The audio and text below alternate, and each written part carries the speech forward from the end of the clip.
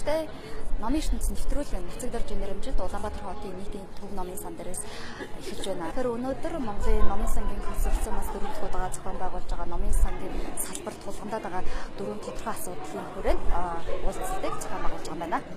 Номын сангаас хоногоор ном авч уншихын тулд яах ёстой вэ? Та номын сангийн уншигчаар бүртгүүлсэн байх. Тавиураас авах номоо сонгосон байх. Иргэний үнэлгээ авчирсан байх. Өгдөх үйлчилгээний хэсэг дэх компьютерт өөрийн уншигчийн фото уншуулсан байх. Эдгээрийг үндэслэн номын санч танд хүссэн номыг тань олгоно.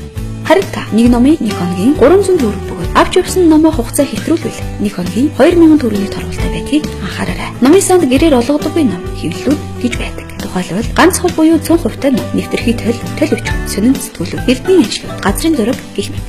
Та гэрээр авч явсан номоо цэвэрхэн ашиглаж хугацаанд авчирч өгөөрэй. Таны энэхүү хариуцлагатай, ухамсартай үйлдэл залуус дүү нарт тань зөв үйлчлэл алил үзүүлэх болно. Цагийг үр дүнтэй өнгөрүүлж бүтээлчээр уншицгаая. За өнөөдрийн арга хэмжээ маань Монголын номын сангийн консорциумаас жил болгон зохион байгуулдаг Mongolian-Libraries-Consortium 2017 арга хэмжээ болж байна. Монголын номын санчдын консорциумаас 4 дахь удаага Mongolian-Libraries-Consortium номын санчдын зөвлөгөөнийг энэ оны 5 сарын 26-нд зохион байгуулж байна. За уг арга хэмжээнд энэ жил бол нэлээд өргөн зар хүрээтэй зохион байгуулагдаж байна.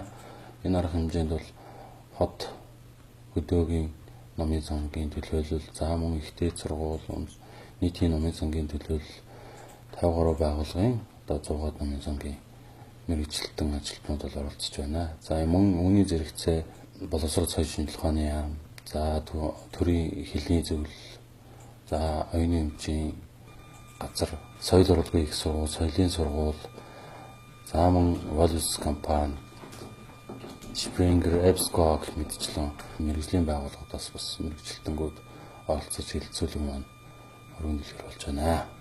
Монголын номын сангийн салбарыг хөгжүүлэх нөхцөл бололцоо өнөөгийн тулгамдсан асуудлыг хэлэлцэх, тэдгээрийн шийдвэрлэх боломжийг эрэлхийлж, зөвлөгөөнд оролцогчдоос гарсан үнэт санал, санаачлагыг дэмжих номын сангийн салбарыг хөгжүүлэх тодорхой зөвлөмж боловсруулах, мөн түүнчлэн номын сангууд болон номын санчдын туршлага солилцох, хамт олонч нь хүрсэг уур амьсгалыг бүрдүүлж хамтын ажиллагааг өргөжүүлэх зорилготойгоор Mongolian-Libraries-Consortium номын санчдын зөвлөгөөнийг 2014 оноос эхлэн жил бүр уламжлал болгон зохион байгуулсаар иржээ.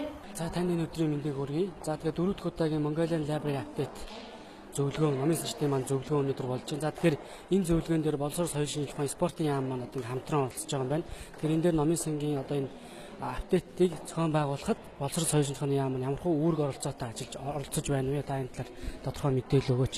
Монгол улсад үйл ажиллагаа явуулж байгаа бүх төрлийн номын сангууд буюу нийтийн номын сан, боловсролын бүх шатны сургуулийн номын сан, эрдэмтлийн номын сан, тэгээд тусгай номын сангуудын төлөөллүүдийг жилдээ нэг удаа цуглуулж, манай Монголын номын сангуудын консорциумаас зохион байгуулж, энэ зөвлөгөөнийг зохион байгуулж байгаа. Тэгэхээр энэ жилийн хувьд бол бас боловсрол соёлын шинжилгээ ухааны спортын яам бас нэлээ одоо оролцоотойгоор оролцохоор төлөвлөж бид нар хамтран ажиллаж байна.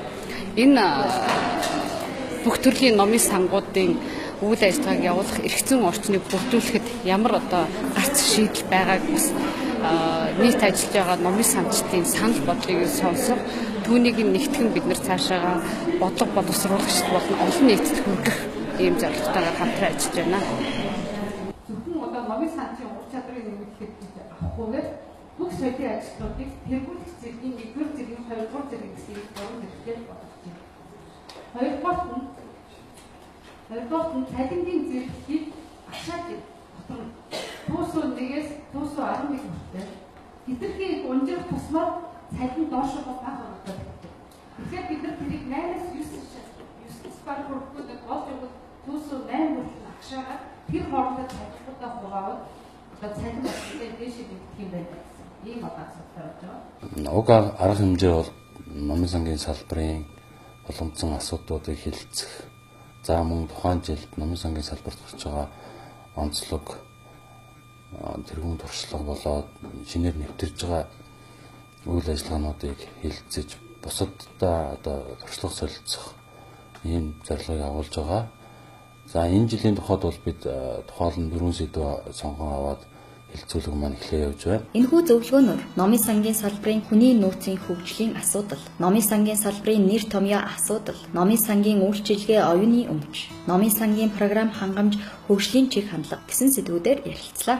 Эдгээр сэдвийн хүрээнд бол 2017 онд зохион байгуулж байгаа энэ арга хэмжээ маань одоо тодорхой асуудлуудаар хэлэлцэж мэдээлэл хэлцүүлэг өрнүүлж за эндээс бол номын сангийн салбараас бодлогот бол түлхэж болохоор одоо зөвлөмж боловсруулах ийм одоо арга хэмжээ зохион байгуулагдаж байна. Номын сангийн хөгжлийн энэ төвшин төлөвлөрөөсөө заавалчгүй номын санд ирэхгүй хов хүн гэртээ хааж ирсэн юм уу? Дэлхийн нөгөө боломж хийсэн амаа аргаснасаа ч гэсэн хайгаад очих. Каталогоос хүний карман өөрсдөө ороод ирсэн. Гэтэл манайхан хаахгүй байгаа юм эсвэл хуучнаас салах зургуу байгаа юм. Нөгөө цаасан каталог бас нөгөө хамт хийх гээд одоо энэ програм дээр чинь номын санчийг өдөртөө нөгөө нэг ном олонхын тайлан уншигчид бүгдийг явж байгаа.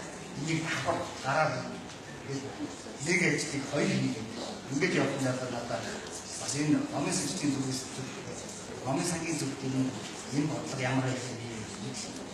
Автоматжуулалтаар гарах юм уу эсвэл автоматжуулсан механик гэжтэй бас давхар хийгээ яваад ийм асуудал гарч ирж байгаа юм.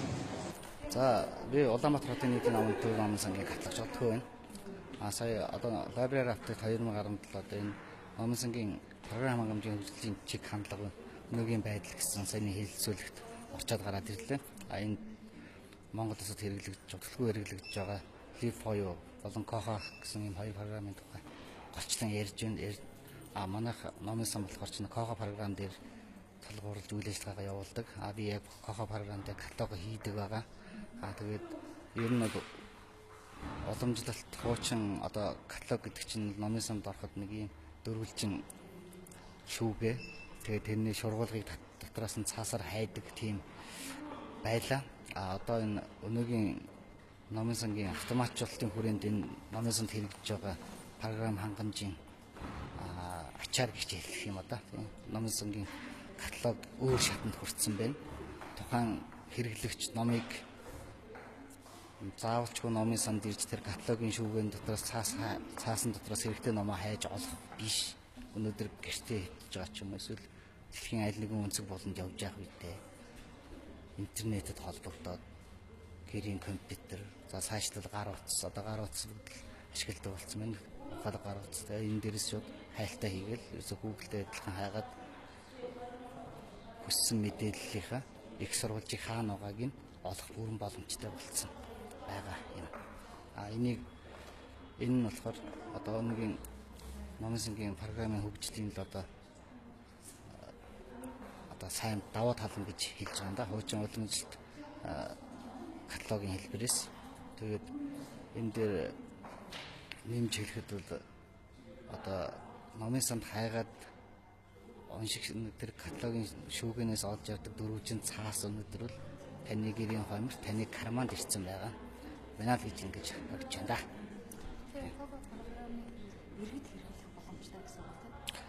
Koha програмд иргэдвэл Koha програмын зөвхөн хайлтын системийг ашиглаад тухайн номын санд ямар өөрт хэрэгцээтэй байгаа ном байгаа гэдгийг зөвхөн манай номын сангийн хаягаар ороод биш зөвхөн Google-ээс ороод хайхад хэрэгцээт ном гараад ирэх. Манай номод цаад холбоос нь манай номын санг заагаад гаргаад ирсэн. Ерөөсөө л тийм.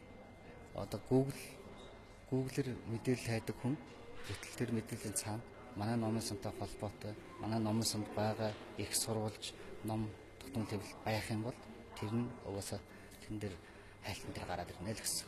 Энэгээр л өндөр ач холбогдолтой байна.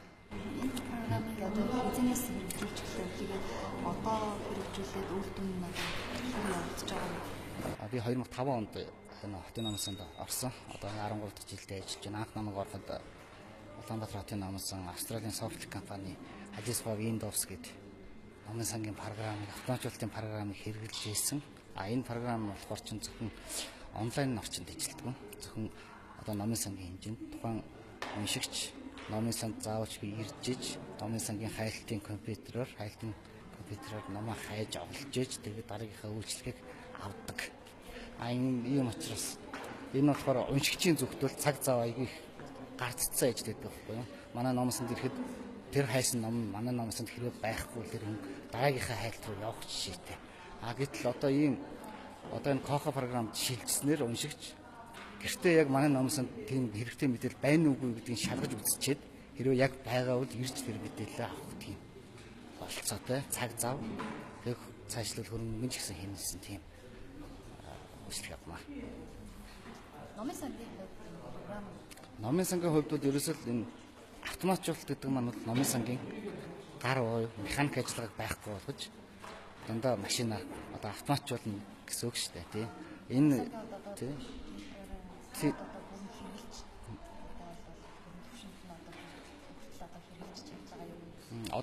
ер нь бол одоо манайх чинь уншигч бүртгэл номын сангийн үйлчилгээ тэгээд электрон каталог тэгээд ингээд хэдэн үндсэн хэдэн модулыг ашиглаж байгаа. Тэгээд дээрээс нь одоо энэ уншигчийн үйлчилгээ, уншигчийн бүртгэл, номын каталогжуул зэрэгэнд бүгд дандаа автоматар шууд тайлан болоод гарчдаг.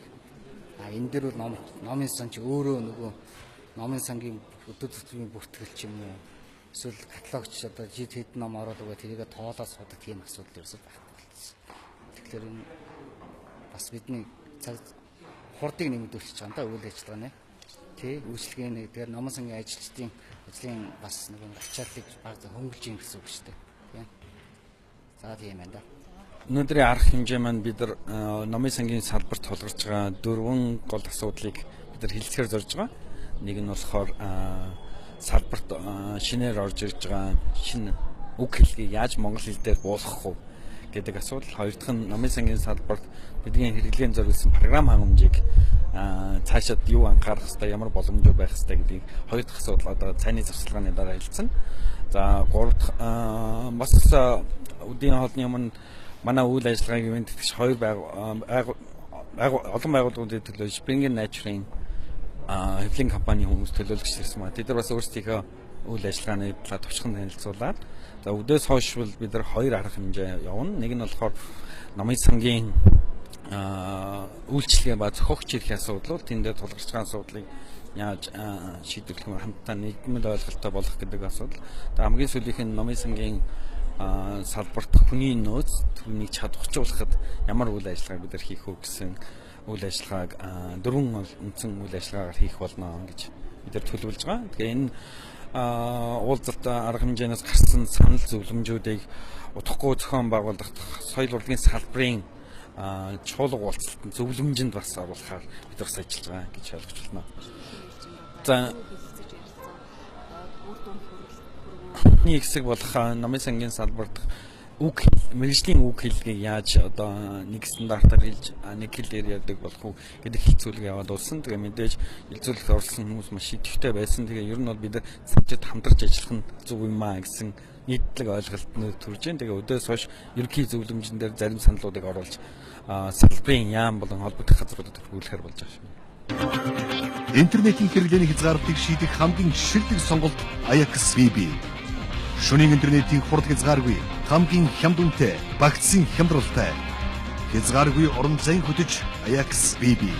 Загатын утас 71 61 61. За тэгээд өнөөдөр миний чиглэл зүйтэй бол номын сангийн салбарын нэг том явдал зүйтэй байж байгаа. Нэр томьёо гэдэг бол аль салбарын хөгжлийн үндэс гэж үзэж байна. Өөрөөр хэлбэл мэргэжлийн үйл ажиллагаанд нэр томьёог зөвхөн ашиглах явдал гэдэг бол хөгжсөн улс орнуудын жишг бас нэг хамгийн чухал зүйл.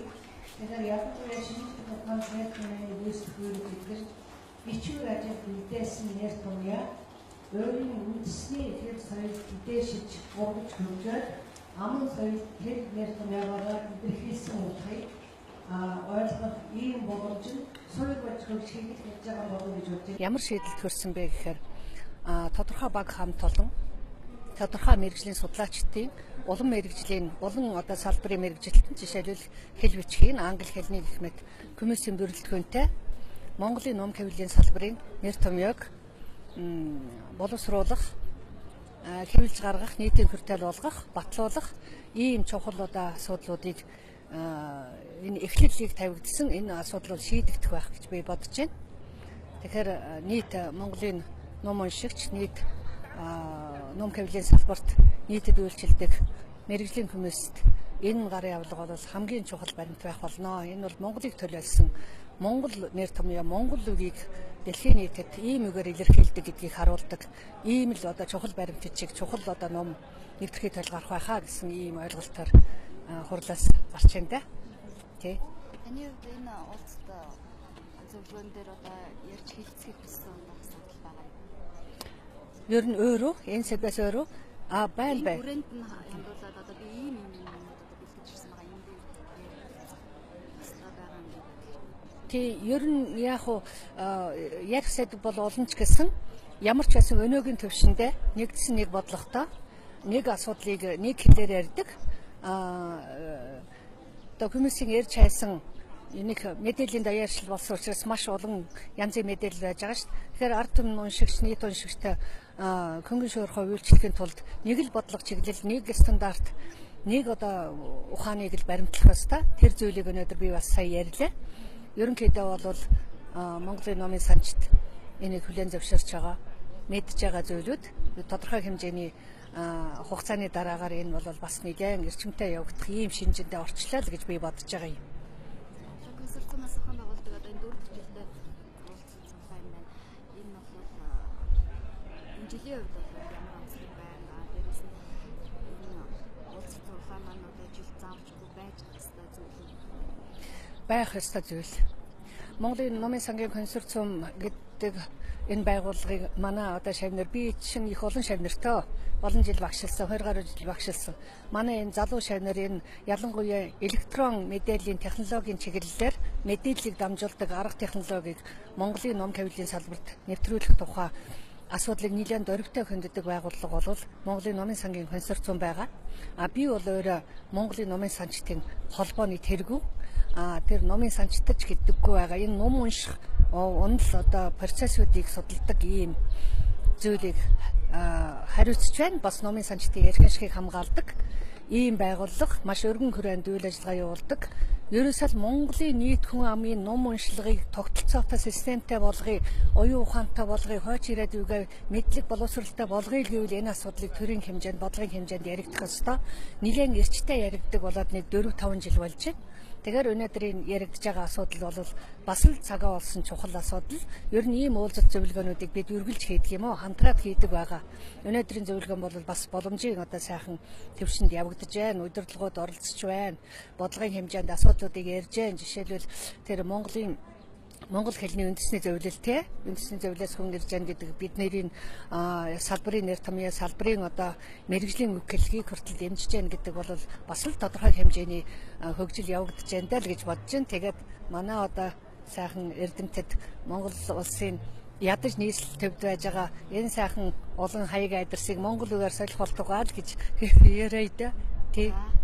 Олон улсын номын стандарт гэж байдаг бол тэр номын стандартыг даах юм уу? Эсвэл яг Монгол энэ хөрсөн дээр буусан номын стандарттай болох уу гэдэг асуудлыг бас нэг та бүхэн нэг хэлцүүлээд манай зөвлөлд яг загварыг ирүүлчих юм бол бас энэ номын стандартаа нэг баталчмаар байгаа маа. Тэгэхгүй бол одоо ингээд магистр төгсөж байгаа нэг хүүхдийн ажлыг удирдах хахад манай мөсийн стандарт юм бидэг. Мөсийн стандартад бичгсэн.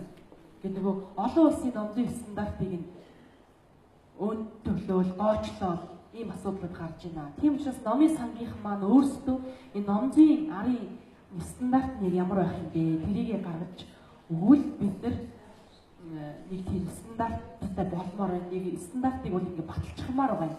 Тэгэхгүй бол бүх сургуулийн багш нар өөр номзүй цэг байгаад таслаагаад Улаанбаатар хот цэг гэх юм уу? Тэр стандартыг ерөөсөй байхгүй. Тийм учраас нэг тогтоол гаргаад баталгаажуулах нь зөв бахаа гэж бодож байгаа.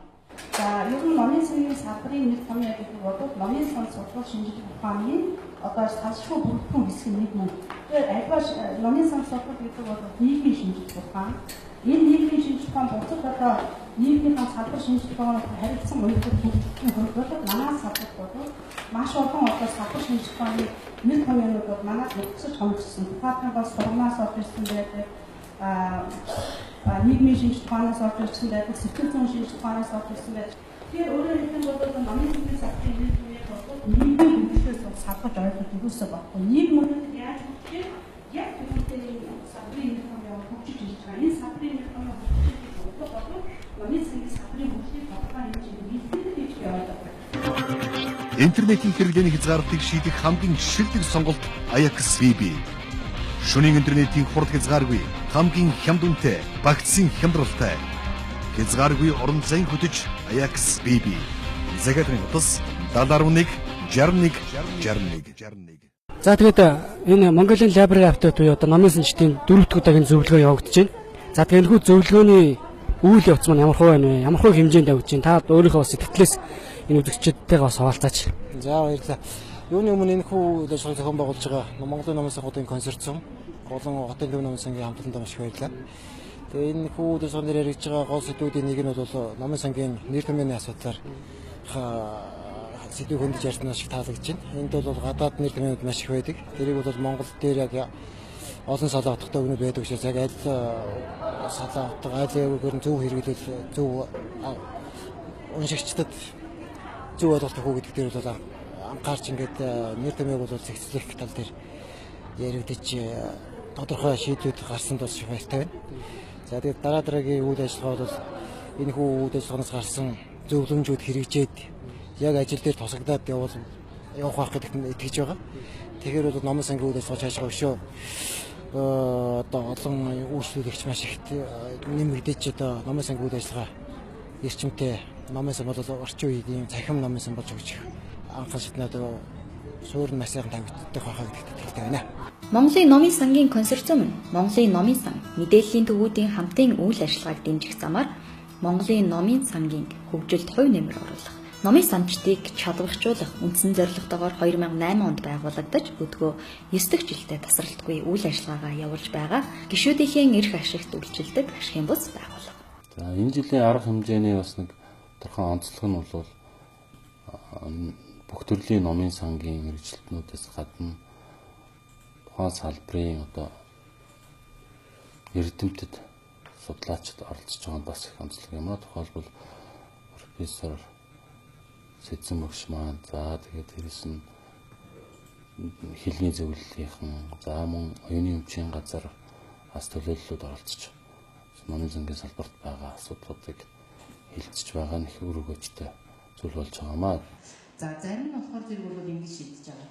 Одоо хичээл сургалтын хэрэглэх хүн болгож тодорхой хувийн нь бол бас нөгөө үнгүй хуул ийм процессыг яаж шийдэх вэ гэдэг яг ингээд салгаад ирэхээр энэ асуудал гарчиж байгаа байхгүй юу? Нийтийн номын сан дээр бол яг угаасаа бид нар хуулах юм хэцүү гайхштай.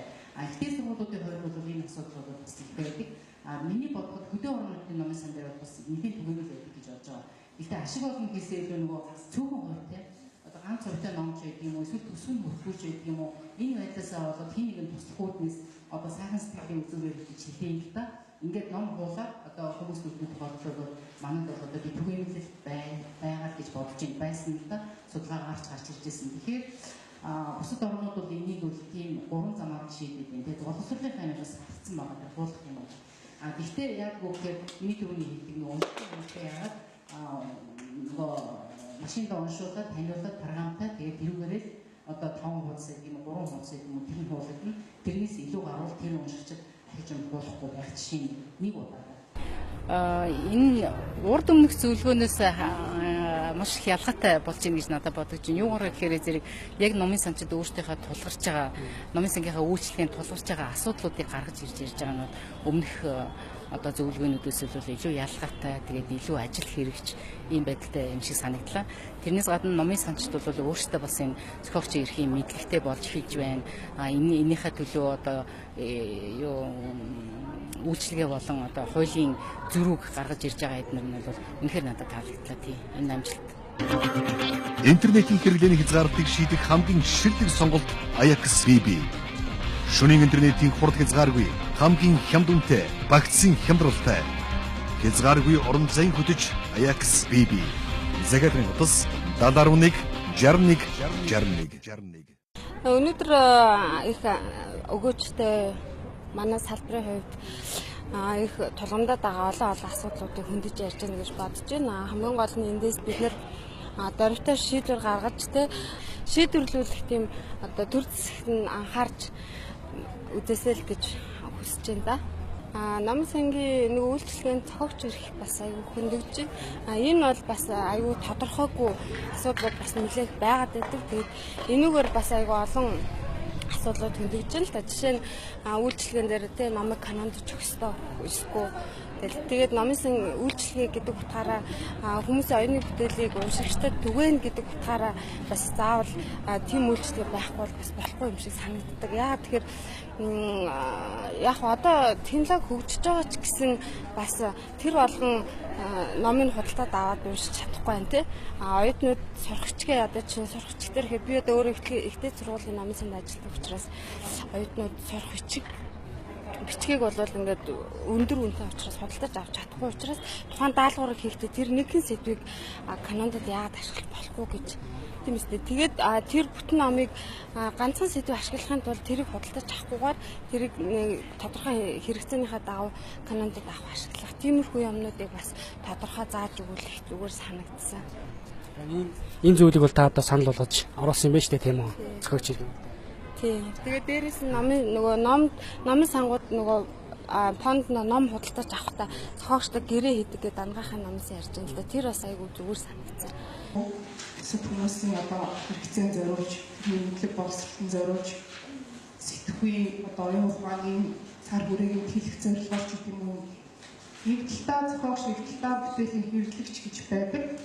Тийм учраас бүтээлийг олон арга хэлбэрээр ашиглаж байгаа тохиолдолд бол энэ хоёр талын бас одоо энэ өсөл сонирхлыг аль алийг харгалзаж үзэх юм зайлшгүй асуудал. Тэгэхээр зохиогчийн эрхийн хуулиар бол зохиогчид үнцэг хоёр эрх олгогддог. Зохиогчийн эд хөрөнгийн эрх, зохиогчийн эд хөрөнгийн мөс амны эрх гэж хоёр эрх олгогддог.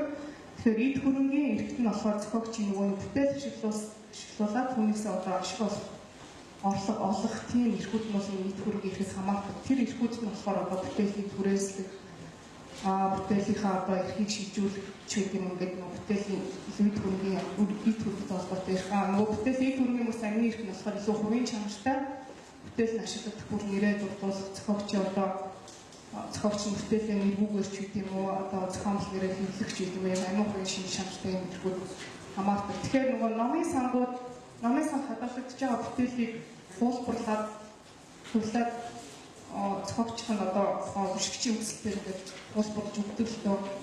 Тэгээд хуулбарлсан тохиолдолд нөгөө төлбөр авдаг шүү. Төлбөр авдагтай нэг хуудасаа одоо хэдэн хувь жилийн тэр мөнгө авдаг шүү. Энэ бол ашиг олгол авах хэлбэр шүү. Тэгэхээр энэ чинь нөгөө зохиогчийн нөгөө бүтээл ашиглах онцгой эрхийн энэ дээр энэ асуудал дээр яригдах байхгүй. Тэгэхээр нөгөө зохиогчийн одоо бүтээлийг ашиг олох зорилгоор ашиглаж байгаа тохиолдолд бол заавалчгүй зохиогчоос нь зөвшөөрөл авна. Төлбөр төлжээж гэрээ байгуулж бишиглэх ёстой байдаг. Хэдийгээр цаа зорилгын тухайн тэр бүтээлийг одоо ашиг олох зорилгоор сургуулийн зорилгоор ашиглаж байгаа ч гэсэн номын сан нэгээс чинь ингээд мөнгө авах шүү. Тэгэхээр энэ цаана бас нөгөө зохиогч ирэх чинь төрөний ирэх чинь яригддаг байхгүй. За номын сангийн одоо энэ library автад 2017 энэ арга хэмжээний хүрээнд одоо хилцэж гарч байгаа асуудлыг бол шийдлүүдийг бол 2017 оны 6 дугаар сарын 7-оос 9-ний хооронд зохион байгуулагдах соёл урлагийн ажилтны чуулганд бол одоо төлөөллүүд маань одоо танилцуулж одоо уламжлах ийм ажил болох юм байнамаа. Номын сангаас хоногоор ном авч уншихын тулд яах ёстой вэ? Та номын сангийн уншигчаар бүртгүүлсэн байх. Тавиураас авах номоо сонгосон байх. Иргэний үнэлгээ авчирсан байх. Өгдөх үйлчилгээний хэсэг дэх компьютерт өөрийн уншигчийн кодоо уншуулсан байх. Эдгээрийг үндэслэн номын санж танд хүссэн номыг тань олгоно. Харин та нэг номыг нэг хоногийн 300 төгрөг бөгөөд авч явсан номоо хугацаа хэтрүүлвэл нэг хоногийн 2000 төгрөгийн торгуултай байдгийг анхаараарай. Номын санд гэрээр олгодоггүй ном хэвлэлүүд гэж байдаг. тухайлбал ганц хувь буюу 100% ном, нэвтрхий төлөвч, сонин сэтгүүлэг, эрдмийн ажил, газрын зураг гэх мэт. Та гэрээр авч явсан номоо цэвэрхэн ашиглаж хугацаанд авчирч өгөөрэй. Таны энэхүү хариуцлагатай, ухамсартай үйлдэл залуус дүү нарт тань зөв үйлдвэрээр халил үзүүлэх болно. Цагийг үр дүнтэй өнгөрүүлж бүтээлчээр уншицгаая.